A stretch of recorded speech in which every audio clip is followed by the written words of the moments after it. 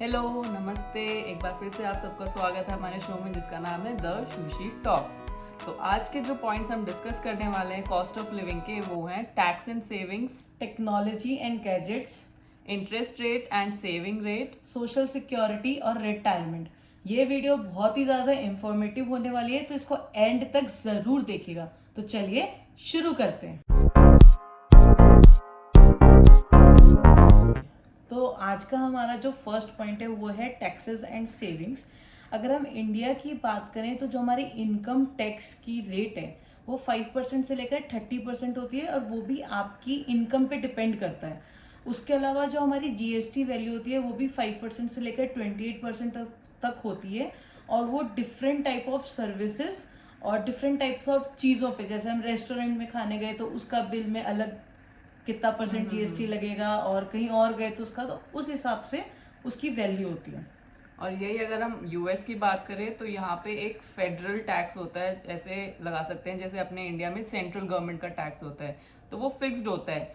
10 to 37% federal tax होता है इनका, और इसके अलावा जो होता है वो होता है सेल्स टैक्स और स्टेट टैक्स। तो जो ये स्टेट टैक्स होता है ये हर स्टेट का अपना अलग अलग टैक्स होता है। ये भी कहीं पे 0% हो सकता है और कहीं पे 10% हो सकता है। मतलब मिनिमम 0 से 10, मैक्सिमम 10% तक होता है ये टैक्स।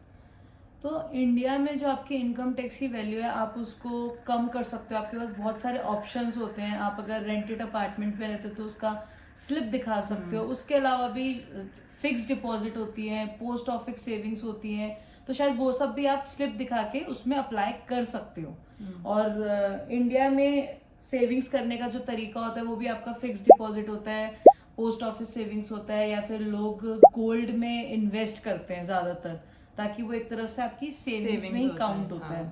और यही अगर यूएस में देखा जाए तो यूएस में लोग अपना सेविंग्स कैसे करते हैं, इनका 401k एक होता है रिटायरमेंट प्लान, और ये स्टॉक मार्केट में ज़्यादा पैसा लगाते हैं, रियल एस्टेट में पैसा लगाते हैं। तो यही 2-3 चीज़ें हैं इनकी जो सेविंग्स के लिए अपना पैसा लगाते हैं ये यहाँ पे। इंडिया में एक और पॉइंट है कि लोग रियल एस्टेट में भी इन्वेस्ट करते हैं। मतलब फ्लैट लेकर रख लेंगे, जमीन लेकर रख लेंगे, ताकि आगे आने वाले टाइम में उनको उसकी वैल्यू ऊपर हो जाती है, तो उससे वो अपना काम जमीन की वैल्यू तो काफी बढ़ रही है अब इंडिया में, बहुत ज्यादा।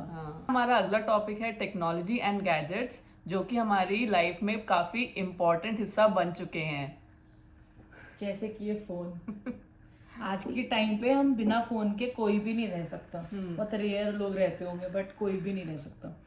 तो अगर हम इंडिया और यूएसए के में गैजेट्स का कंपेयर करें तो सबसे बड़ा एग्जांपल है हमारे आईफोन का, जिसकी वैल्यू इंडिया में 80,000 से लेकर 1.5 लाख तक होती है, जो कि बहुत ज़्यादा हाई है। और यही अगर हम यूएसए की बात करें तो $800 से लेकर $1,200 तक है, यानी कि 64,000 से लेकर 96,000 के अंदर मिल जाता है। बट इसका मतलब ये नहीं कि कोई मुझे फोन करके बोले कि मुझे आईफोन 16 ले आना, मैं नहीं लाऊंगी। तू भी मत लेकर जा।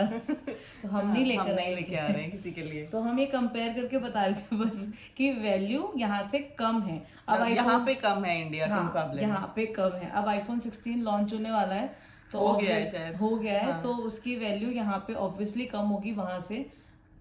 और यही अगर हम टीवी वगैरह की बात करें, इलेक्ट्रॉनिक गैजेट्स, टीवी हो गया, ये मिक्सर ग्राइंडर जो भी है, तो वो भी यहाँ पे सस्ते मिलते हैं। नहीं, मिक्सर ग्राइंडर तो मुझे नहीं लगता कि सस्ता मिलता है यहाँ के हिसाब से। ठीक है, अच्छा, मतलब जब इनकी सेल चलती है ना, ब्लैक फ्राइडे सेल चलती है, तो नॉर्मल चीजें इन पे सस्ती मिल जाती है। जैसे टीवी है, ब्लैक फ्राइडे सेल में ये टीवी आप 65 इंच का, ये वाला जो टीवी है ये almost $300। Hey everybody, check out this TCL 65-inch TV for $228. तो $300 हो गए हमारे 25,000। तो सस्ता है, बहुत सस्ता है। हाँ, 65 इंच का है। और इतनी वारंटी नहीं है कि इतना चलेगा क्या। कुछ कुछ चल जाते हैं 10-10 साल, कुछ कुछ नहीं भी चलते। 10 साल का तो पता नहीं, पर हाँ मतलब हमारा एक टीवी खराब हुआ है, 1 साल के अंदर खराब हो जाता है। हमारा भी टीवी खराब हो गया था 1 साल के अंदर ही, सैमसंग का था वो। हाँ, वो खराब हो गया था। और यहाँ पे सबसे बड़ी बात है, आप सही भी नहीं करा सकते। आपको अगर ये टीवी खराब हो जाए हमारा, तो हम उसको ट्रैश करके आएंगे, फेंक के आएंगे। अगर उसके भी पैसे हमें देने, ट्रैश करने के तो पैसे नहीं देने। हाँ, हम देकर आए थे। यस, नहीं, अगर आप यहाँ पे बाहर ट्रैश करोगे तो यहाँ ट्रैश करने के, और यहाँ पे आप ट्रैश नहीं कर सकते क्योंकि आपके उस पे नाम होता है। हर कुछ आप अच्छा। ऐसे ट्रैश नहीं कर सकते। बट इसमें ये है कि ये टीवी अगर आपका कोई सामान खराब हो जाता है और आप उसको सही कराने की सोचो, तो जो सर्विस चार्ज होता है ना उनका $200 पर आवर या फिर हाँ, $100 पर आवर होता है। इतने में आप नया टीवी अगली सेल में ले सकते हो। हाँ, जो हमारे ऐसे ही लैपटॉप्स हैं या फिर जो हमारा टीवी और बाकी जो भी इलेक्ट्रॉनिक्स हैं, कंपेयर करें इंडिया से तो हाँ, यहाँ पे वैल्यू थोड़ी सी कम है। और जबकि क्या होता है कि जैसे आईफोन है या फिर कोई भी चीज़ है जो यहाँ की है, उन पे इम्पोर्ट ड्यूटीज और चार्जेस लग के इसलिए वो इंडिया में ज़्यादा काफी कॉस्टली हो हाँ, जाते हैं काफी ज्यादा महंगा हो जाता है। और यहाँ पे सस्ता है। तो आज का हमारा जो नेक्स्ट पॉइंट है वो है सेविंग रेट और इंटरेस्ट रेट। तो इंडिया में अगर बात करें तो इंडिया में सबसे ज़्यादा जो इम्पोर्टेंट है, सबसे ज़्यादा Famous है, लोकप्रिय, हाँ। फेमस है, जो सबसे ज़्यादा लोग कराते हैं वो होता है एफडीज। और एफडीज पे जो हमारी इंटरेस्ट वैल्यू होती है वो होती है 5 से 7% तक हमें उसकी इंटरेस्ट वैल्यू मिल जाती है। तो इंडिया में सबसे ज़्यादा लोग एफडीज ही कराते हैं सेविंग करने के पर्पज से। और यूएस की अगर बात करें तो यहाँ पे सेविंग्स अकाउंट पे जो इंटरेस्ट मिलता है वो काफी कम है। मतलब 0.5 से बस 1% तक ही इंटरेस्ट रेट है यहाँ का। तो आई डोंट थिंक कोई कराता होगा क्योंकि फायदा ही नहीं है। यहाँ के लोग बेसिकली मेनली उसमें इन्वेस्ट करते हैं, स्टॉक मार्केट्स हो गया और इनका जो रिटायरमेंट का प्लान मैंने बताया था अभी 401 के, क्योंकि उससे ज्यादा अच्छा इनको रिटर्न मिलता है लॉन्ग टर्म में। मतलब आज का हमारा जो नेक्स्ट टॉपिक है वो है सोशल सिक्योरिटी एंड रिटायरमेंट। तो सबसे पहले हम ये जानते हैं कि सोशल सिक्योरिटी होता क्या है।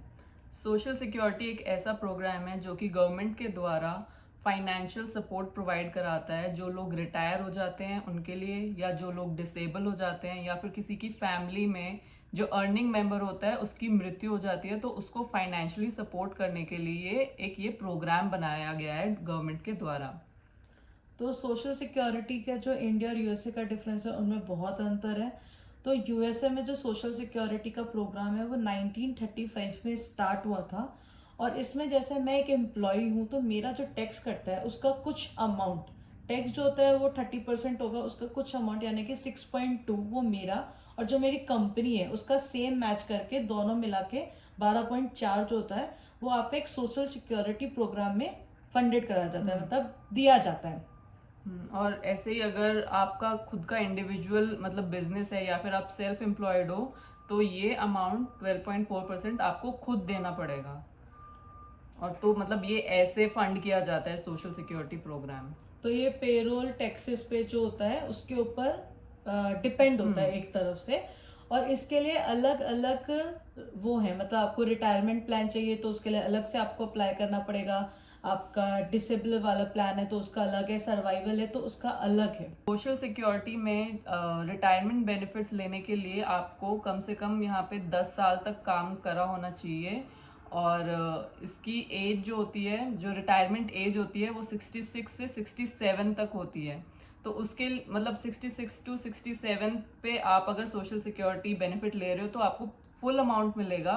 बट उससे पहले भी आप 62 की एज पे अगर आप अपना बेनिफिट शुरू करना चाह रहे हो तो उस पर भी मिलेगा, बट वो फिर अमाउंट कुछ कट कुटा के मिलेगा, थोड़ा कम मिलेगा आपको बेनिफिट। तो अब अगर हम इंडिया की बात करें सोशल सिक्योरिटी और रिटायरमेंट के ऊपर, तो सोशल सिक्योरिटी के नाम पर इंडिया में है, इंडियन फैमिली के पास है उनके बेटे,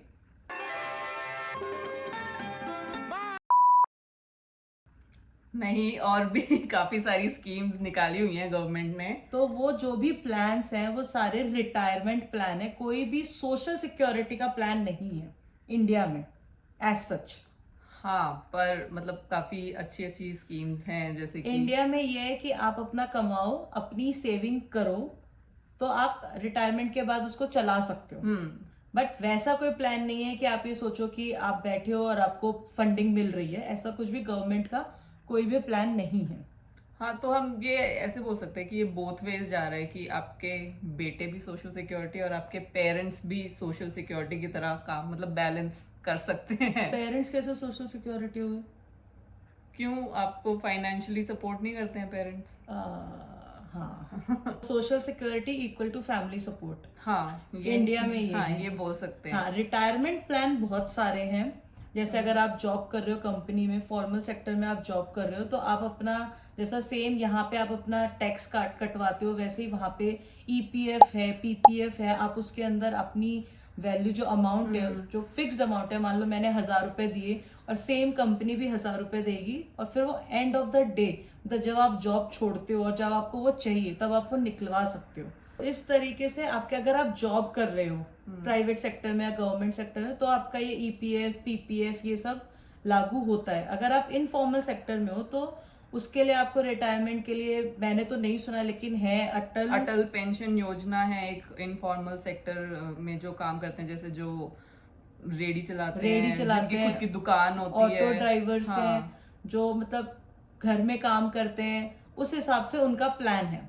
हाँ, और एक प्रधानमंत्री श्रम योगी मानधन योजना भी है, वो लो इनकम फैमिलीज के लिए होती है। आई डोंट थिंक किसी को पता भी होगा इसके बारे में, हमें भी अभी जानकारी मिली है।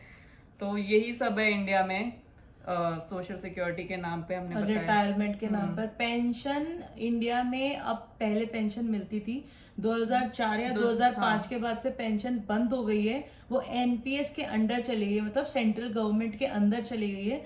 तो जहाँ पेंशन पहले 50,000 मिलती थी, अगर किसी इंसान की 50,000 पेंशन बन रही है, तो अब उसको 10 से 15,000 ही मिलती है, मतलब पेंशन की वैल्यू बहुत कम हो गई है। और वो कोई भी अप्लाई कर सकता है, ऐसा नहीं है कि गवर्नमेंट वाला, तो वो कोई भी अप्लाई कर सकता है, प्राइवेट सेक्टर वाला भी अप्लाई कर सकता है।